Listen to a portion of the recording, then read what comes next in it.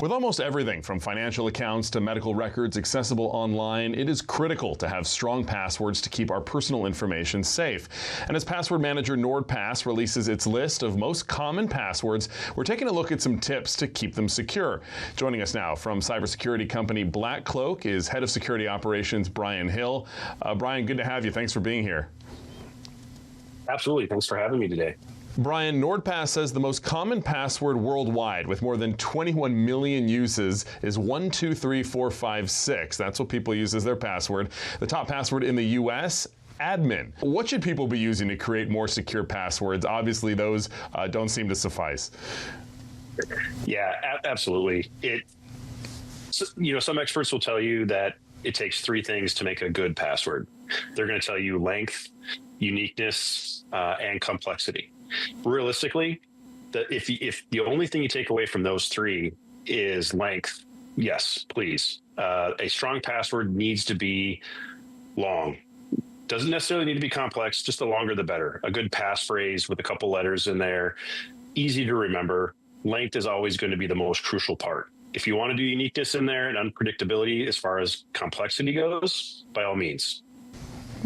Okay, and we hear a lot of people, talk about, I know some people use password managers so they don't have to keep it all in their head. We also hear about biometrics like fingerprint or Face ID.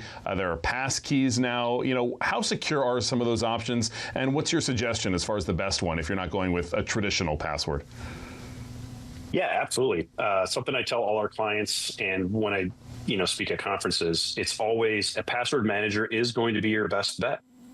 Having one long, complicated password to remember, and then that encrypted passcode wallet is going to be your best option. So you can generate a long, complex password for every login you have, and it makes it easier to share as well. So if one of your logins get breached, or somebody does figure it out, you only have to change it for that one account, not all of them. And when you start talking into, passkeys, those are great too. That's the next step of, multi-factor authentication. It's built on cryptography. So the passkeys are replacing the passwords because it's going to rely on your biometrics. So your facial, your fingerprint, whatever it may be. So it makes it much more secure than trying to remember some long, complicated password. Is that the gold standard then, if you can? Absolutely, it is. Along with multi-factor authentication. Multi-factor authentication, and one of the key things with multi-factor authentication is I'm trying to get people away from phone numbers to get their codes, making sure to use a authentication app as your multi-factor for all of your key accounts, email, banking.